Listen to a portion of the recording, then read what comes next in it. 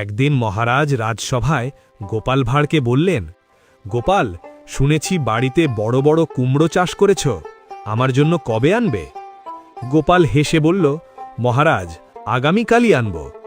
মন্ত্রী বোটা আর ঘোটার সাথে গোপালের বাড়িতে চুরি করার পরিকল্পনা করল। এই কথা গোপালের নাতি নাতনি পুঁটি আর গুলটে শুনে ফেলল। তারা দৌড়ে গোপালকে বলল, দাদু, আজ রাতে চুরি হবে। গোপাল হেসে বলল, ওদের আসতে দাও, জীবনে ভুলবে না, ভালো রকম জব্দ করব।